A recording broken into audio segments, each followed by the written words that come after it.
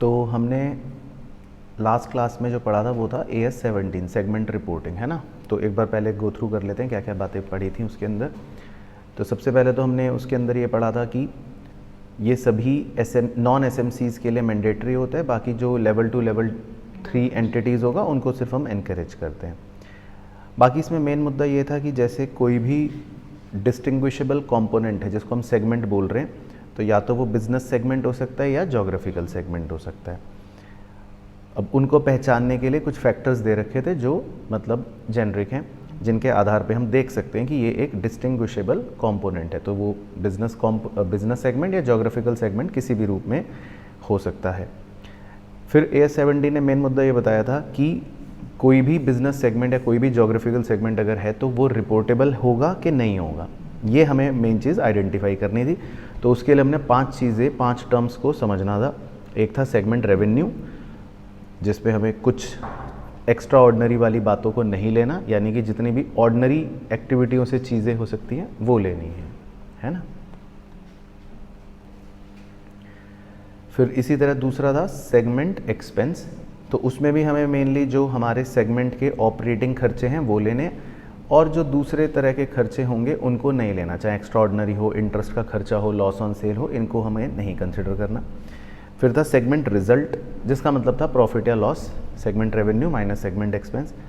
फिर थे segment assets, जिसके अंदर हमें इनकम टैक्स वाले एसेट को नहीं लेना, या कोई जनरल फिक्स्ड एसेट है हेड ऑफिस का वो नहीं लेना। और इसी तरह सेगमेंट लाइबिलिटीज़, जिसके अंदर हमें इनकम टैक्स वाली लाइबिलिटीज़ को नहीं लेना, और कोई जनरल हेड ऑफिस की लाइबिलिटी है तो उसको नहीं लेना। तो 5 चीज़ें इसमें कवर हो गई थी।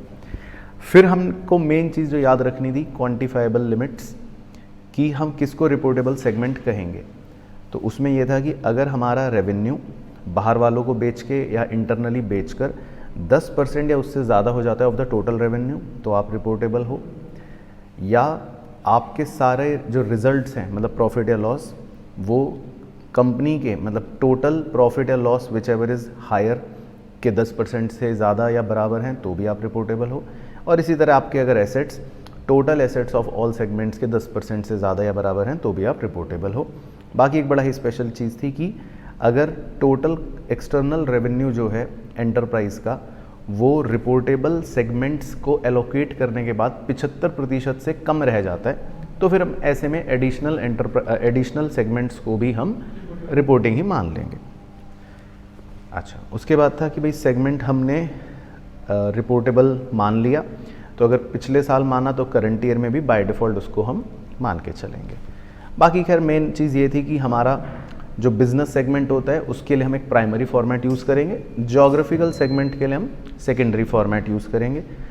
प्राइमरी फॉर्मेट में हमें ये सब चीज़ें दिखानी होती हैं, और सेकेंडरी फॉर्मेट में हमें ये सब चीज़ें दिखानी होती है जो हम अभी एक क्वेश्चन में कवर करेंगे मेनली, है ना। बाकी अदर डिस्क्लोजर ये कि अगर कुछ और बातें शो करनी है तो शो कर सकते हैं, ठीक है ना। तो अब इसके क्वेश्चंस हम करके फिर मतलब देखेंगे कि क्या क्या बातें हैं। चलो, तो पहले हम इसका क्वेश्चन करते हैं, इलस्ट्रेशन 1, ठीक है। क्वेश्चन पढ़ते हैं पूरा, ये इंपॉर्टेंट क्वेश्चन है एग्जाम के लिए। The chief accountant of sports limited give the following data regarding it's 6 segments. तो हमारे चीफ अकाउंटेंट ने कुछ डेटा दिया है, हमारे टोटल 6 सेगमेंट्स हैं, ठीक है। क्या क्या? सेगमेंट एसेट्स MNOPQR, तो 6 सेगमेंट्स हैं, ये सेगमेंट्स के नाम हैं, और फिर टोटल। इसी तरह सेगमेंट रिजल्ट्स दे रखे हैं 6 के 6 सेगमेंट्स के। रिजल्ट का मतलब है प्रॉफिट या लॉस, तो N को ब्रैकेट में दे रखा है 190 और Q को ब्रैकेट में दे रखा है 190, तो मतलब लॉस हो गया। और सेगमेंट रेवेन्यू हमको दे रखा है सबका ये और टोटल दे रखा है। The chief accountant is of the opinion, अब चीफ अकाउंटेंट कह रहा है कि the segment M and N alone should be reported. Is he justified in his view? Discuss, है ना। तो बेसिकली हमें ये बताना है कि क्या खाली M और N ही रिपोर्टेबल है, क्या बाकी रिपोर्टेबल नहीं है। तो पहले तो हमें जो मतलब कानून हमने पढ़ा था क्वांटिफाइबल लिमिट का, वो एग्ज़ाम में बता देंगे 10% का, तो वो हम चेक कर लेते हैं। तो जैसे हम सबसे पहले एसेट्स का नियम चेक कर लेते हैं। तो एसेट्स में हमारे टोटल एसेट्स जो हैं वो है 200 के। तो अगर किसी भी सेगमेंट के 20 या उससे ज़्यादा के एसेट्स होंगे तो वो रिपोर्टेबल माना जाएगा, क्योंकि 10% है लिमिट, है ना, कि अगर किसी भी सेगमेंट का एसेट 10% और more of the total asset होगा तो वो रिपोर्टेबल बन जाएगा। तो अब 20 या उससे ज़्यादा जो है वो किस किस के एसेट्स हैं, एम के, एन के, ओ के, पी के 20 हैं और क्यू के 20, आर को कंसिडर नहीं करेंगे। तो पहली कंडीशन के मुताबिक, एसेट की कंडीशन के मुताबिक जिन जिन को हमने येलो कलर कर रखा है वो सारे रिपोर्टेबल बन जाएंगे। दूसरी कंडीशन होती है रिजल्ट्स की। अब रिजल्ट की कंडीशन को बड़े ध्यान से समझते हैं। रिजल्ट की कंडीशन में हमने ये पढ़ा था कि कुछ सेगमेंट्स ऐसे हो सकते हैं जिन्हें प्रॉफिट हो रहा होगा, कुछ सेगमेंट्स ऐसे हो सकते हैं जिन्हें लॉस हो रहा होगा। तो पहले हम प्रॉफिट्स वाले देखते हैं। तो अगर हम प्रॉफिट्स वाले सेगमेंट देखेंगे तो एम को प्रॉफिट हुआ 50, ओ को प्रॉफिट हुआ 10, पी को प्रॉफिट हुआ 10 और आर को प्रॉफिट हुआ 30। तो एब्सोल्यूट अमाउंट प्रॉफिट का हो गया 100। फिर अगर हम लॉस वाले सेगमेंट्स को देखें तो एन को लॉस हुआ 190, क्यू को लॉस हुआ 10, तो हमारे एब्सोल्यूट लॉस की वैल्यू है 200। तो लिमिट चेक करने के लिए हम दोनों में से लेते हैं विच एवर इज हायर। तो लिमिट चेक करने के लिए, to check the limit, we will take 200 as absolute value. अब लिमिट क्या है कि segment result should be greater equal to 10% of ये। तो अगर हम 200 का 10% निकाल लें तो कितना आ जाएगा, 20 आ जाएगा। तो अगर किसी भी सेगमेंट का रिजल्ट चाहे प्रॉफिट हो चाहे लॉस हो, उससे फ़र्क नहीं पड़ेगा, अगर वो एब्सोल्यूट वैल्यू 20 से ज़्यादा है तो वो रिपोर्टेबल हो जाएगा। तो अब जैसे हम देखते हैं एम का भी 20 से ज़्यादा है, एन का भी 20 से ज़्यादा, मतलब एब्सोल्यूट में 190 है, ओ का नहीं है, पी का नहीं है, क्यू का भी नहीं है, आर का है। तो रिजल्ट्स वाली क्राइटेरिया के हिसाब से एम, एन और आर ये तीनों रिपोर्टेबल हो जाएंगे रिजल्ट्स वाले क्राइटेरिया के हिसाब से। ठीक है, क्लियर हो गया। और तीसरा कंडीशन थी रेवेन्यू। तो रेवेन्यू कितना होना चाहिए, 1200 टोटल है तो 10% मतलब हो गया 120। तो अगर किसी भी सेगमेंट का रेवेन्यू 120 या उससे ज़्यादा होगा तो फिर वो रिपोर्टेबल हो जाएगा। तो एम, एन, बस।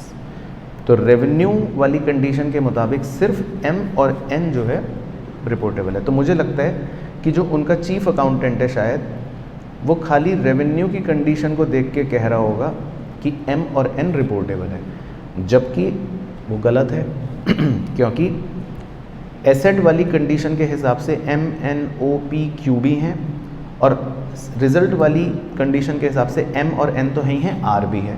तो टेक्निकली देखा जाए तो सारे ही सेगमेंट्स रिपोर्टेबल हो गए, कोई ना कोई किसी ना किसी कंडीशन में लाई कर रहा है। ठीक है, तो एग्ज़ाम में हम इसका आंसर कैसे लिख लेंगे, पहले तो पूरा रूल बताएंगे एज पर एज 17 जो हमारी कंडीशंस होती हैं, है ना, रिजल्ट वाली भी, एसेट वाली भी, वो एडिशनल रेवेन्यू वाली भी 75% वाली, है ना, 3 कंडीशंस वो। और फिर हम बताएंगे कि रेवेन्यू के बेसिस पर यानी टर्नओवर के बेसिस पे एम और एन रिपोर्टेबल हैं, रिजल्ट के क्राइटेरिया के बेसिस पर एम, एन और आर रिपोर्टेबल हैं जो हमने निकाला, और एसेट के बेसिस पे सारे ही सेगमेंट मतलब पी, क्यू, बस आर को छोड़ के सारे सेगमेंट्स रिपोर्टेबल हैं। तो हमने जो 3 क्राइटेरियाज वो लगा के कैलकुलेट करके आइडेंटिफाई करा वो हमें बताना पड़ेगा, और फाइनल कंक्लूजन बन जाएगा कि सिंस सारे ही सेगमेंट किसी ना किसी कंडीशन में कवर्ड हो रहे हैं तो इसीलिए सारे ही सेगमेंट जो हैं वो रिपोर्टिंग सेगमेंट्स माने जाएंगे। तो चीफ अकाउंटेंट का ओपिनियन जो है वो गलत हो गया। इसके बाद illustration 2। A company has an inter segment transfer pricing policy of charging at cost less 10%। इसका मतलब है कि ये कंपनी की इंटर सेगमेंट ट्रांसफ़र पॉलिसी है कि भाई हम अगर एक सेगमेंट दूसरे सेगमेंट को ट्रांसफ़र करेगा तो हम कॉस्ट से 10% कम लेंगे। The market price are generally 25% above cost. लेकिन अगर ये बाज़ार में बेचते हैं जब, तो उल्टा कॉस्ट में 25% जोड़ के बेचते हैं मुनाफे पर ऑब्वियसली। तो मतलब ये है कि जब हम आपस में बेचेंगे तो कॉस्ट से 10% उल्टा कम पे बेच देंगे, लेकिन बाहर अगर बेचेंगे तो कॉस्ट से 25% ज़्यादा पर बेचते हैं। Is the policy adopted by the company correct? तो वो बस ये पूछ रहे हैं कि क्या कंपनी की जो पॉलिसी है वो करेक्ट है कि नहीं। तो देखो, हमने एक पॉइंट में कवर करा था, अभी आपको दिखाऊंगा कि अगर कोई भी कंपनी, और हम खासकर सेगमेंट की बात करें, तो सेगमेंट्स अगर आपस में कोई भी प्राइसिंग पॉलिसी रखते हैं तो उसमें कोई दिक्कत वाली बात नहीं होती। हाँ, अगर वो बाई चांस हमें लगता है कि इसका कुछ इम्पैक्ट पड़ सकता है तो हम डिस्क्लोज कर देंगे इस बात को। अदरवाइज एक बार देखो इसका आंसर पढ़ते हैं, बहुत सिंपल है कि एज पर A 17 requires that inter-segment transfers should be measured on the basis that the enterprise actually used to price these transfers. The basis of pricing inter-segment transfers and any change therein should be disclosed in the financial statement. Company को बस अपने financial statement में disclose करना पड़ेगा कि हमारी inter segment pricing जो है उसकी क्या पॉलिसी है, और अगर उसमें कोई चेंज करा तो वो डिस्क्लोज करना पड़ेगा। Hence the enterprise can have its own policy for pricing. अब एंटरप्राइज की अपनी पॉलिसी हो सकती है, वो तो उनकी मर्जी है कि वो कॉस्ट से 10% कम पर बेच रहे हैं, 20% कम पर बेच रहे हैं, वो उनकी मर्जी है। तो यही देखो लिखा है, hence inter segment transfers may be based on cost, below cost और मार्केट प्राइस, किसी पर भी वो कर सकते हैं। However whichever policy is followed the same should be disclosed and applied consistently. जो भी पॉलिसी वो फॉलो करेंगे उसको बस कंसिस्टेंटली फॉलो करें। Therefore in the given case inter segment transfer pricing policy adopted by the company is correct. तो इसीलिए कोई इसमें दिक्कत नहीं है, कंपनी ये पॉलिसी फॉलो कर सकती है, वो इनका इंटरनल मैटर है। बस जो भी पॉलिसी वो फॉलो करेंगे उसको कंसिस्टेंटली फॉलो करें और वो डिस्क्लोज कर दें। तो ये इसमें कीवर्ड्स हो गए बस जो एग्जाम में लिखने रहेंगे। तो समझ आ गया? उसके बाद इलस्ट्रेशन 3, ये भी इंपॉर्टेंट है, इस पर भी एक स्टार लगा लेना। इसमें लिखा है messrs XYZ limited has 3 segments. इसके 3 सेगमेंट्स हैं कंपनी के, namely X, Y and Z। The total assets of the company are 10 crore रुपए। ठीक है, segment X has 2 crore, comma segment Y has 3 crore and segment Z has 5 crore. तो ऐसे लिख लेता हूँ। तो इस कंपनी के 3 सेगमेंट्स हैं, X की एसेट्स है 2 करोड़ की, Y की हैं 3 करोड़ की, Z की हैं 5 करोड़ की, तो टोटल कितने हो गए? 10 करोड़ की। अब वो कह रहा है इसमें deferred tax asset included in the assets of each segment. अब हर सेगमेंट के अपने अंदर एक टैक्स एसेट्स हैं। X के अंदर है 0.5, तो हम इस 0.5 को क्या कर देंगे? हटा देंगे, क्योंकि हमको यही पता है। तो X के एसेट माने जाएंगे 1.5 करोड़। Y में है 0.40, तो Y के एसेट्स माने जाएंगे 2.6 करोड़। और Z में है 0.3, तो Z के एसेट्स माने जाएंगे 4.7। तो उस हिसाब से टोटल एसेट्स कितने माने जाएंगे? अगर हम निकालें 8.8, ठीक है, क्योंकि इसमें हमें टैक्स एसेट्स नहीं लेने।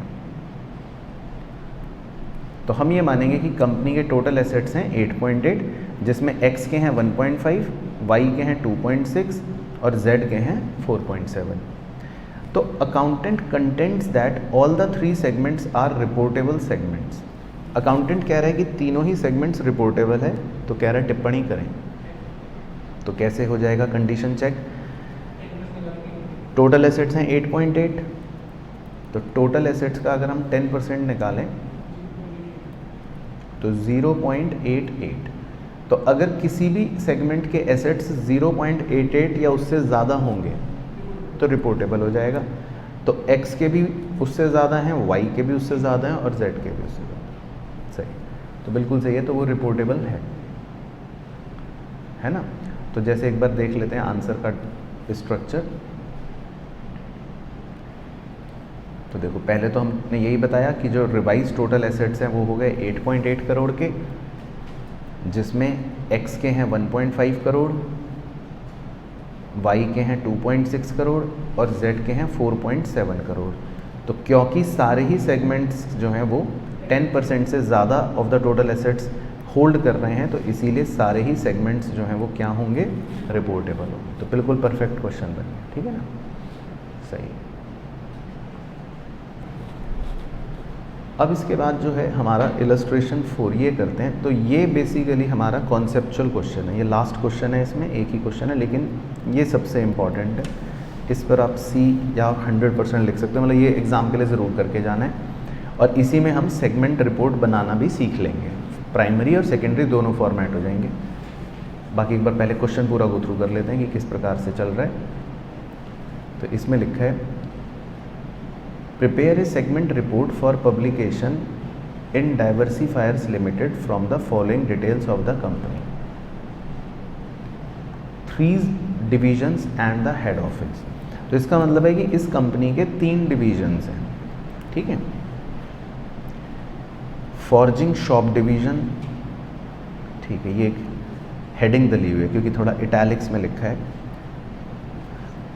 इसके अलावा ब्राइट बार डिवीज़न, ये एक डिवीज़न होगा, और फिटिंग डिवीज़न। तो इस कंपनी के 3 डिवीजन्स हैं, नाम दे देते हैं ऐसी शॉर्ट में F, B और तीसरे का FI कर देते हैं, फिटिंग। तो 3 डिवीजन्स हो गए कंपनी के। एक बार ओवरव्यू ले लेते हैं। तो जो पहला डिवीज़न है देखो वो क्या कर रहा है, sales to bright bar division. तो इसका मतलब ये तो इंटरनल सेल हो गई, इसने इसको बेचा। Other domestic sales, other domestic sale मतलब इसने बाकी कस्टमरों को बाहर बेचा होगा एक्सटर्नली। और एक्सपोर्ट सेल्स, ये उसने एक्सपोर्ट कर दिया होगा। तो इसकी टोटल सेल हो गई 10,800। इसी तरह bright bar division, bright bar division ने सेल्स टू फिटिंग डिवीज़न, इसने इसको बेचा होगा, ये तो इंटरनल सेल हो गई। और बाकी इसने एक्सपोर्ट कर दी सेल टू रवांडा, बाहर बेच दिया होगा 300 का, टोटल सेल होगी 345। और फिटिंग डिवीज़न ने बस मालदीव्स में ही एक्सपोर्ट करा है 270 का, तो इसका अपना सिंपल है। तो ये इन सबकी सेल आ गई। अब कह रहा है पर्टिकुलर्स और बातें बता रहा है। हेड ऑफिस, उसके बाद F डिवीज़न, B डिवीज़न और फिटिंग डिवीज़न। तो ये तीनों डिवीज़न का ब्रेकअप हो गया। तो सबसे पहले लिखा है प्री टैक्स ऑपरेटिंग रिजल्ट। तो प्री टैक्स ऑपरेटिंग रिजल्ट का मतलब है ऑपरेटिंग प्रॉफिट सिंपल भाषा में, और प्री टैक्स मतलब टैक्स देने से पहले। तो 240, 30 और उसका 12 रुपये का नुकसान होगा। Head office cost allocated, reallocated. अब देखो इसका क्या मतलब होता है, हेड ऑफिस कॉस्ट रीएलोकेटेड। अब जैसे मान लो हेड ऑफिस का ना कोई खर्चा आया 144 रुपये का आया होगा, मान लो लेट से। अब ये खर्चा उसको अपने तीनों डिवीज़न पर एलोकेट करना है किसी भी चीज़ का। अब वो हमें नहीं बताया उसने कि किस चीज़ का है, मान लेते हैं जगह का है, रेंट है। अब फोर्जिंग डिवीज़न जो होगा उसने 2 गुना ज़्यादा जगह ले रखी होगी, तो उसने क्या करा, इसको 72 इस पर एलोकेट कर दिया, और बाकी दोनों पे 36 कर दिया। तो वो इस तरह से बता रहा है। तो इसका नाम पड़ गया हेड ऑफिस कॉस्ट रीएलोकेटेड। तो ये खर्चे आ गए तीनों डिवीज़न पे। फिर दे रखा है इंटरेस्ट कॉस्ट। ये तो इन्होंने अपना जो भी इंटरेस्ट पे करा होगा, 6 रुपये, 8 रुपये, 2 रुपये, वो आ गए। तो ये हो गए आपके मतलब प्रॉफिट और 2 खर्चे। फिर उसने हमें एसेट्स की जानकारी दे रखी है, फिक्स्ड एसेट्स। हेड ऑफिस के अपने हैं, तीनों सेगमेंट्स के अपने हैं। करंट एसेट्स हेड ऑफिस के अपने हैं, तीनों सेगमेंट्स के अपने हैं। लाइबिलिटीज़ हेड ऑफिस की अपनी है, तीनों सेगमेंट्स की अपनी है, ठीक है ना।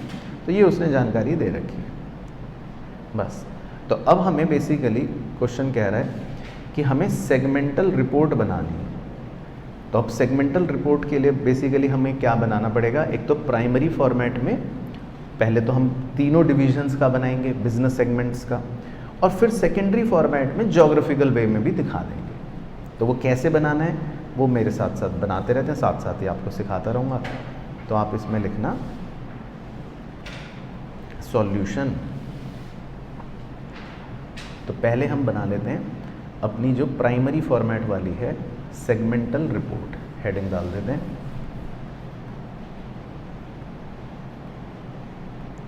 Segmental report, rupee in thousands. तो पहला कॉलम पर्टिकुलर्स का,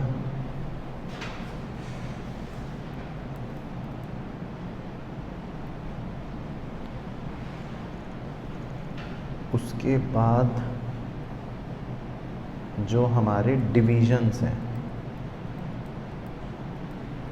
या जिनको आप कह लो सेगमेंट्स हैं, तो एक है फॉर्जिंग सेगमेंट, ब्राइट बार और फिटिंग।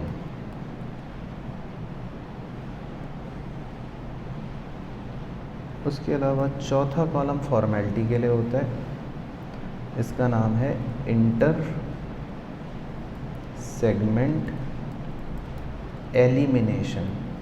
जो ये एक दूसरे को बेचा होगा इन्होंने वो हटा देंगे, क्योंकि जब हम टोटल शो करेंगे तो ये एक दूसरे वाला नहीं उसमें प्रभाव पड़ेगा।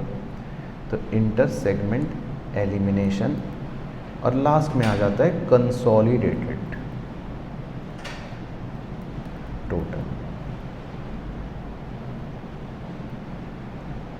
तो ये इस तरह से सेगमेंटल रिपोर्ट बनती है। तो डिविजन्स जितने भी होंगे सारे पहले का सबका नाम आ जाएगा, फिर इंटर सेगमेंट एलिमिनेशन कॉलम आ जाता है और फिर हम टोटल शो कर देते हैं। इस तरह से बनता है। तो एक बड़ा सा फॉर्मेट बना लेते हैं।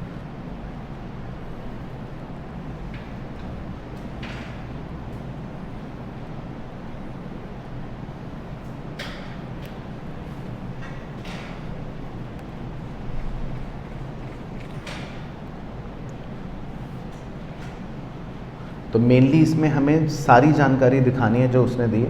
उसने पहले सेल्स दी थी, मतलब एक बार अगर आपको दिखाऊं, उसने हमें पहले तीनों की सेल्स दे रखी हैं, फिर नीचे खर्चे दे रखे हैं। तो सेल मतलब हो गया रेवेन्यू, खर्चे हो गए खर्चे, सेल में से खर्चे माइनस करेंगे तो रिजल्ट आ जाएगा, और फिर लास्ट में एसेट दिखा देंगे, लायबिलिटी दिखा देंगे। तो हमें यही चार चीज़ें दिखानी होती है मेनली। तो हम इसके रेवेन्यू दिखा देंगे, एक्सपेंस दिखा देंगे, रिजल्ट दिखा देंगे, एसेट दिखा देंगे और लायबिलिटी दिखा देंगे। पांच चीज़ें जो हैं वो इसी ऑर्डर में आ जाएगी। तो सबसे पहले हम हेडिंग डाल लेंगे सेगमेंट रेवेन्यू, ठीक है। इसको चाहे आप हाईलाइट कर लेना कि हम सबसे पहले रेवेन्यू कवर कर लेते हैं कि भाई सेगमेंटों का रेवेन्यू क्या है। सेगमेंट रेवेन्यू, तो सबसे पहले इसमें लिख लेते हैं डोमेस्टिक सेल्स, ठीक है, डोमेस्टिक सेल्स। तो अब तीनों ने क्या क्या डोमेस्टिक सेल करी है वो फिगर देख लेते हैं, अगर कर रखी होगी तो।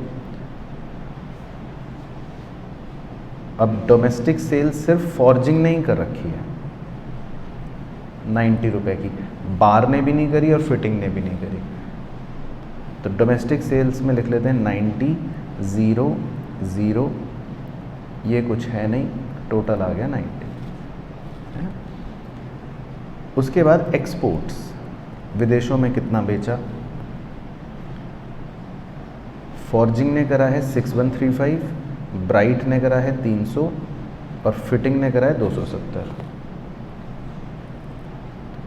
तो 6135, 300 और 270, ये कुछ है नहीं, तो टोटल आ गया 6705।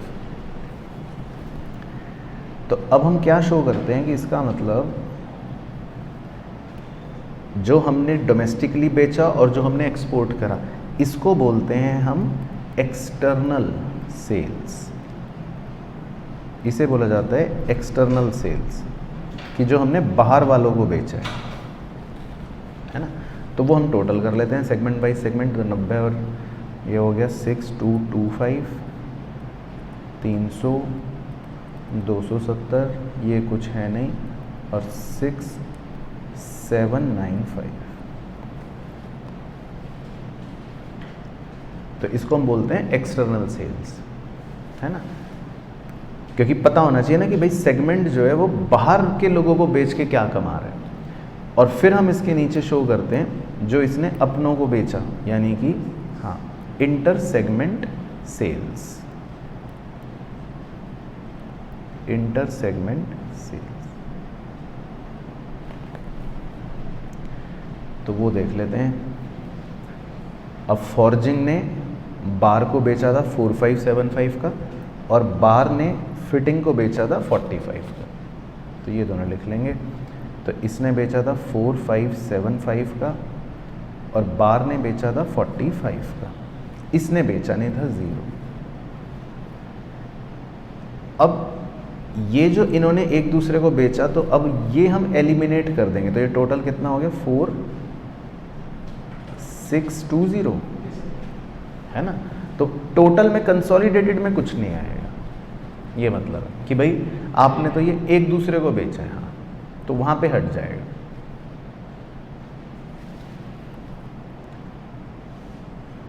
फिर अब देखो अगला बन जाएगा, इसका नाम हो गया टोटल रेवेन्यू। तो दिस इज टोटल रेवेन्यू। तो अब इस सेगमेंट का जोड़ लो एक्सटर्नल सेल और इंटर सेगमेंट सेल कितनी आएगी 10, 800, ठीक है, 345, 270। अब ये तीनों तो सेल हो गई, लेकिन उसमें से 4620 तो कट जाएगी, तो वो तो मतलब एज इट इज लिख रहे हैं 4620। तो इसका मतलब जो कंसोलिडेटेड सेल होगी या रेवेन्यू होगा वो होगा 6795 ही होगा, बाय डिफॉल्ट वही आएगा। और अगर आप इन तीनों को जोड़कर उसमें से 4620 माइनस करोगे तो वही बनेगा ऑटोमेटिक। तो ये सेगमेंट वाइज रेवेन्यू आ गया। तो मतलब पहला सेगमेंट कहेगा मेरा रेवेन्यू 10800 है ना, वो देखो है भी, ये रहा पहले सेगमेंट का 10800। दूसरा सेगमेंट कहेगा मेरा 345, और तीसरा सेगमेंट कहेगा मेरा 270। लेकिन हाँ, जब कंपनी कंसोलिडेट करके बताएगी तो वो 6795 बताएगी, कि वो ये शो करेगी यार 4620 तो आपस में कट गया। ठीक है, क्लियर हो गया। तो हम इसको इसी ऑर्डर में दिखा देते हैं। तो ये हो गया हमारा सेगमेंट रेवेन्यू। ठीक है, इसको टोटल कर लेते हैं चाहे। फिर इसके नीचे हम लिख सकते हैं सेगमेंट रिजल्ट, वो हमें गिवन थे। ये सेगमेंट रिजल्ट मतलब ये रहे, उसने दे रखा था कि टैक्स देने से पहले हमारा क्या रिजल्ट है, ऑपरेटिंग रिजल्ट, और हमें ऑपरेटिंग रिजल्ट ही चाहिए होता है। तो कितना दे रखा है 240, 30 और -12। तो ये हम एज इट इज लिख लेंगे 240, 30 और उसका -12। तो उसको ब्रैकेट में शो कर देते हैं। तो कंसोलिडेटेड कितना हो गया 258, वो बाहर लिखते हैं 258। अब उसके बाद उसने दे रखे हैं खर्चे, हेड ऑफिस कॉस्ट रीएलोकेटेड। तो अब देखो ये हेड ऑफिस कॉस्ट रीएलोकेटेड का मतलब है कि ये 72, ये 36, ये 36, ये इसका मतलब अगर उसने रीएलोकेट करें अलग अलग डिवीज़न पर, तो दैट मीन्स हेड ऑफिस का टोटल खर्चा कितना आया होगा 144, है ना। तो अब हम इसको कैसे शो करते हैं कि भाई हमने सेगमेंट के तो रिजल्ट बता ही दिए, लेकिन जो हेड ऑफिस है उसके में लिखेंगे। तो इसको लिख देते हैं हेड ऑफिस एक्सपेंस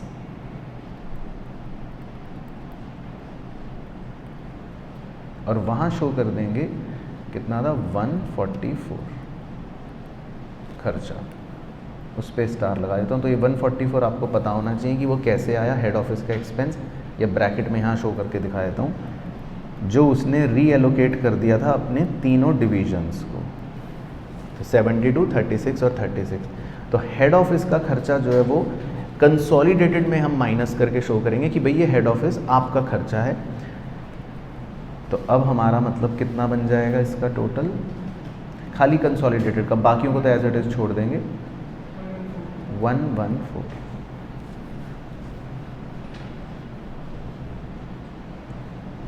ठीक है ना, बाकी इनका एज इट इज लिख लेते हैं।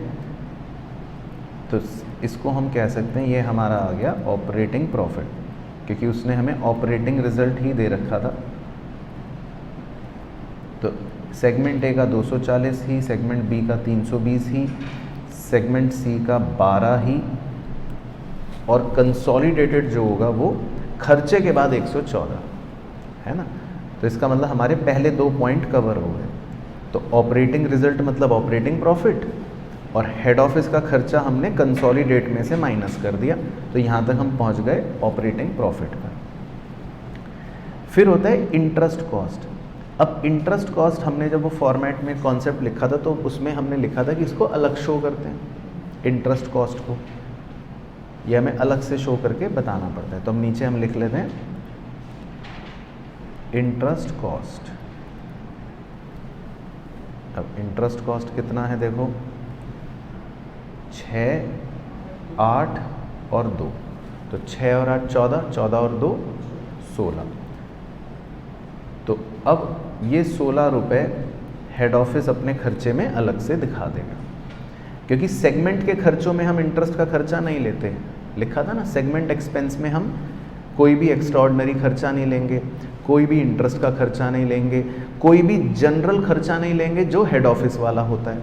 तो इसीलिए हम इन तीनों में नहीं लिखेंगे, लेकिन कहाँ से माइनस करके शो कर देंगे, कंसोलिडेटेड में से। तो इंटरेस्ट कॉस्ट 16, इस पर भी स्टार लगा देता हूँ, बाकी ब्रैकेट में लिख देता हूँ कि ये 16 कैसे आ रहा है, 6, 8 और 2, क्योंकि ये हम सेगमेंट के में नहीं शो करते, है ना। तो बस उसमें से ही माइनस कर देंगे।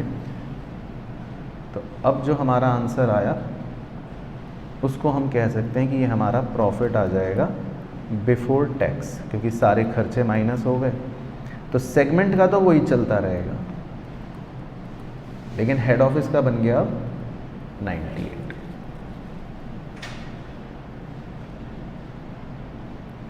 बस टैक्स इसमें कोई दे नहीं रखा। अगर मान लो टैक्स दे रखा होता तो वो भी हम किस में से ही माइनस कर देते, हेड ऑफिस में से, कंसोलिडेटेड में से। ठीक है ना, तो इसको आप मतलब क्लोज कर सकते हो। तो यहाँ तक हमारा प्रॉफिट का कार्यक्रम समाप्त हो गया। अब उसने हमें दे रखा था, एसेट्स बता रखे थे और लाइबिलिटियाँ बता रखी थी, तो वो लिख लेते हैं। तो पहले हम एसेट्स शो करेंगे, तो अब हमारी हेडिंग बन जाएगी सेगमेंट एसेट्स। Segment assets. तो सेगमेंट एसेट्स में उसने जो जो भी चीज़ें दे रखी हैं वो लिख लेते हैं।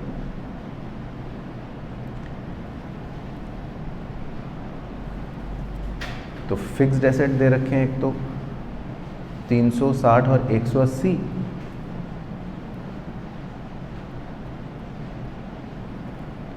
तो ऐसे लिख लेते हैं सेगमेंट एसेट्स के नीचे फिक्स्ड एसेट्स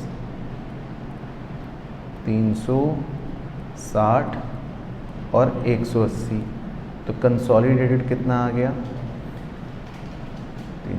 540, तो वो पहले वो लिख लेते हैं 540। दूसरे उसने दे रखे थे नेट करंट एसेट्स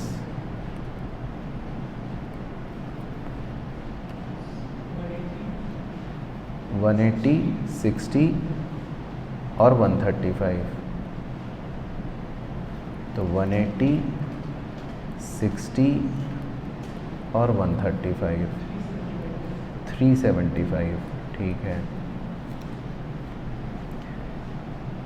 तो पहले हम इनको जोड़ लेते हैं। और तो कोई एसेट दे नहीं रखा, तो सेगमेंट ए का आ गया 480, बी का आ गया 120, 315 और कंसोलिडेटेड हो गया 915।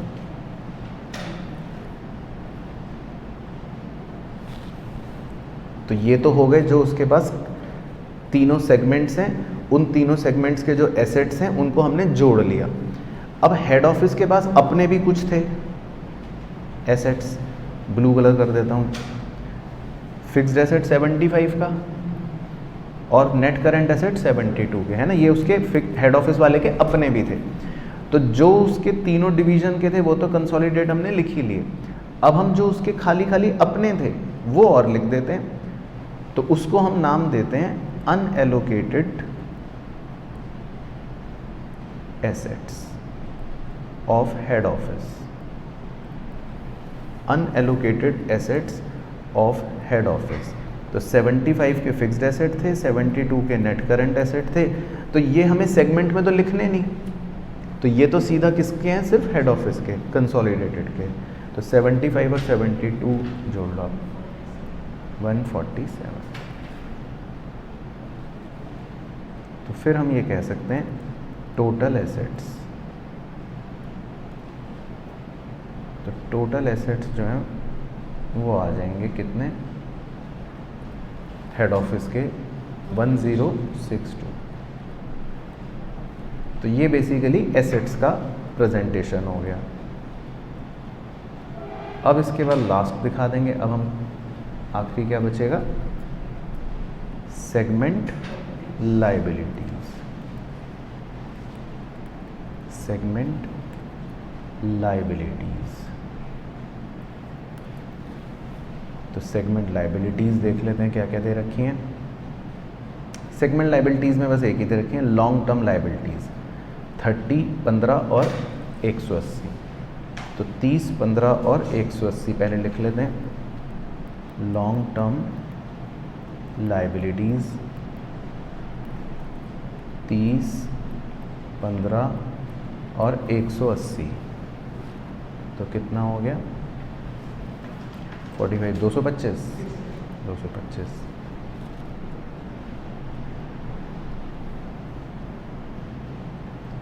तो ये तो हम टोटल कर सकते हैं, क्योंकि और तो कोई है नहीं, तो इनकी 30 ही रहेगी, इसकी 15 ही रहेगी, इसकी 180 रहेगी और ये भी 225 ही रहेगी। तो ये तो हो गई जो कंसोलिडेटेड लायबिलिटी है। लेकिन एक लायबिलिटी हेड ऑफिस वाले की अपनी खुद थी, वो देख लेते हैं। वो थी 57 की, वो उसकी खुद थी, तो वो उसको नाम दे देगा अनएलोकेटेड, हाँ, लायबिलिटीज ऑफ हेड ऑफिस। तो सेगमेंट में नहीं लिखेंगे हम, सीधा टोटल में ही लिख लेंगे 57। हाँ, तो ये आ गई टोटल लायबिलिटीज 282। बस, तो सारी चीज़ें प्रेजेंट हो गई। फिर हम ये रिपोर्ट बंद कर देंगे। तो ये प्राइमरी फॉर्मेट है बेसिकली रिपोर्ट का, तो इसमें सारी चीज़ें आ गई।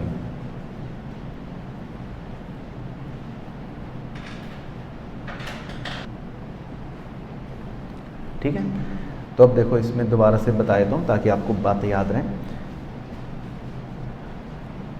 सबसे पहले लिखा रेवेन्यू। रेवेन्यू में हमको ये ध्यान रखना है कि डोमेस्टिकली जो वो बेच रहे हैं और एक्सपोर्ट जो कर रहे हैं तो वो एक्सटर्नल सेल हो गई, और जो आपस में बेच रहे हैं वो इंटर सेगमेंट सेल हो गई। इंटर सेगमेंट सेल में ही बस एक एलिमिनेशन होगा, वो हट गया। उसके बाद क्योंकि क्वेश्चन में रिजल्ट ऑलरेडी दे रखे थे, ये रे प्री टैक्स ऑपरेटिंग रिजल्ट, मतलब ऑपरेटिंग मतलब होता है कि ये एक प्रकार से इनके ऑपरेटिंग प्रॉफिट्स हैं, यानी कि ऑपरेटिंग एक्टिविटियों से तीनों सेगमेंट क्या कमा रहे हैं। एक बार मैं ऐसे सब रब कर देता हूँ कि ऑपरेटिंग प्रॉफिट का मतलब है कि अपने नॉर्मल ऑपरेटिंग एक्टिविटियों से ये तीनों ये कमा रहे हैं। अब हेड ऑफिस वाले ने एक कॉस्ट एलोकेट कर रखी है इन पर, ये तो हमको ये याद होना चाहिए। या इसी तरह इंटरेस्ट जो है हेड ऑफिस वाले ने, मान लेते हैं इन पर ये ब्याज भी एलोकेट कर रखा है, लेकिन जब हम खाली सेगमेंट के एक्सपेंसेस दिखाते हैं, सेगमेंट का रिजल्ट निकालते हैं, तो उसमें हमने यही लिखा है कि उसमें हम कोई भी इंटरेस्ट को कंसिडर नहीं करेंगे, एक्सक्लूड करेंगे। कोई भी ऐसे general expenses which are incurred by head office वो नहीं कंसिडर करेंगे। तो इसीलिए इन्हें हम सेगमेंट के खर्चों में नहीं दिखाते, ये ध्यान रखना है। ये सिर्फ कहाँ डिडक्ट हो रहे होंगे, हेड ऑफिस में। इन्हें हम किन के खर्चों में डिडक्ट करेंगे, हेड ऑफिस में, ये ध्यान रखना। तो ये चीज़ आपकी यहाँ पर कवर हो रही है कि भाई सेगमेंट रिजल्ट जो उसने दे रखे हैं, मतलब ऑपरेटिंग प्रॉफिट जो दे रखे हैं, तो देखो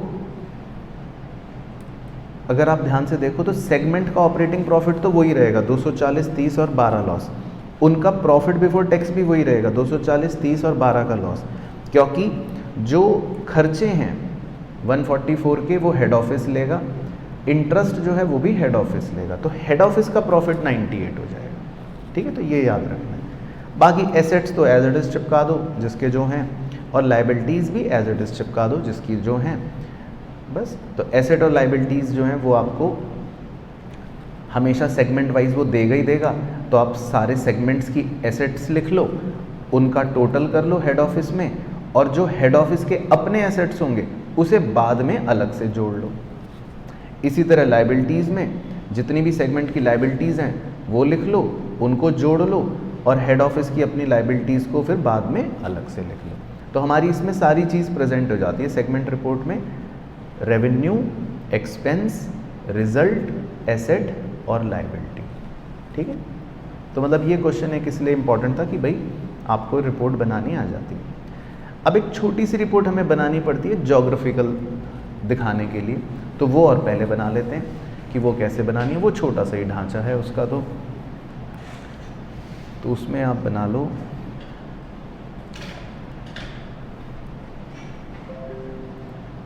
सेल्स रेवेन्यू, मतलब हेडिंग डाल लेते हैं by geographical market, sales revenue by geographical market. तो पहला कॉलम बना लेते हैं एक्सटर्नल सेल्स, लिख लेते हैं।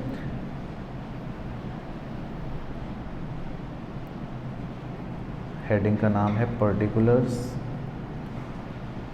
उसके बाद होम पहला कॉलम, और दूसरे कॉलम का नाम एक्सपोर्ट।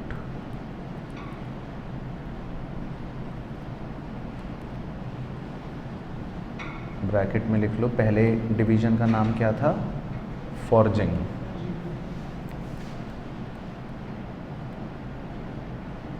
ठीक है,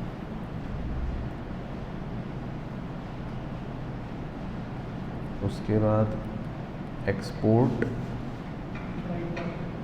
ब्राइट, और उसके बाद फिटिंग, और इसमें कंसोलिडेटेड टोटल या खाली कंसोलिडेटेड।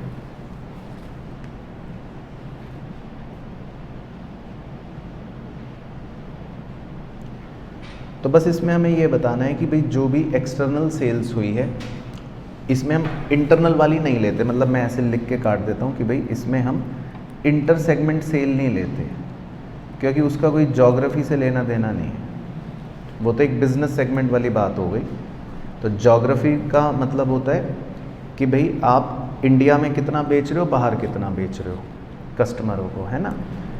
तो ये मान लो हमारी एक्सटर्नल सेल्स हैं, तो इसमें होम का मतलब हो गया जो आप इंडिया में बेच रहे हो, डोमेस्टिक, और एक्सपोर्ट हो गए कि जो आप विदेशों में बेच रहे हो। तो जितने भी विदेशों में आपने बेचे होंगे उतने कॉलम बनेंगे। तो मान लो अगर हमने 10 कंट्रियों में एक्सपोर्ट करा होता तो 10 कॉलम बन जाते हैं, लेकिन क्योंकि इसमें फोर्जिंग ने भी एक ही कंट्री में बेचा है, ब्राइट ने भी और फिटिंग ने भी, क्योंकि वो क्वेश्चन पढ़ लिया था ना, तो इसलिए हमको मेरे को आइडिया हो गया था।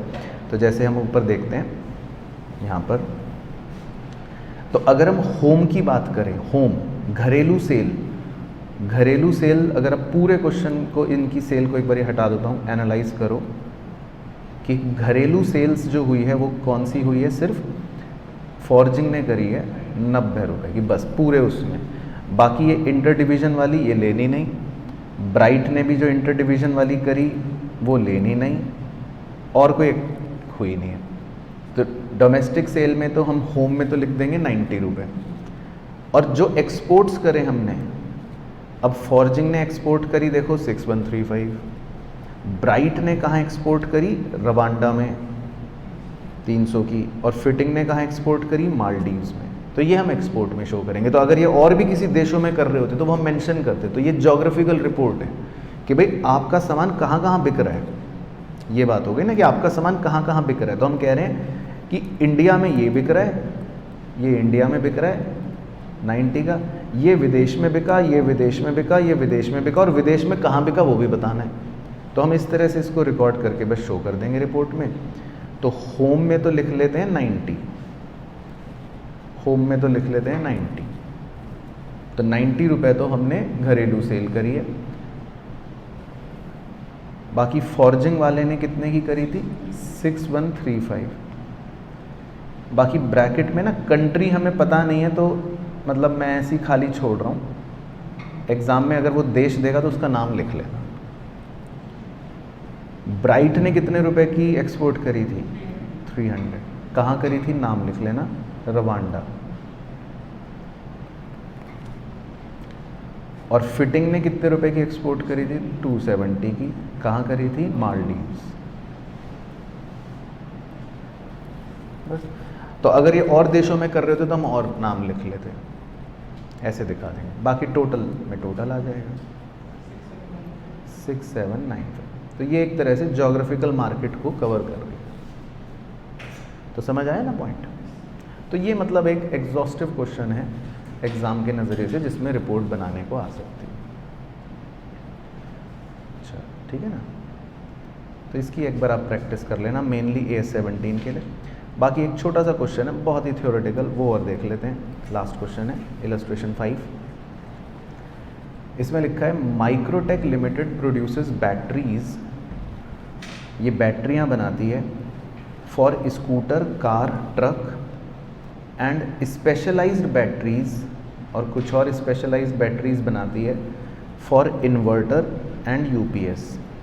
How many segments should it have and why. तो आप क्या कहोगे कि इसके कितने सेगमेंट्स हैं और क्यों। तो ये बैटरीज बनाती है स्कूटरों के लिए, गाड़ियों के लिए, ट्रकों के लिए, और स्पेशलाइज्ड बैटरीज बनाती है इन्वर्टर्स के लिए और UPS के लिए। तो आप इसके कितने सेगमेंट कहोगे, वो ये पूछ रहा है। तो बताओ कितने सेगमेंट कहेंगे। नहीं, अब इसमें ना जैसे हमें AS ने कुछ कंसीडरेशंस दिए थे ना शुरू में कि क्या देखना चाहिए।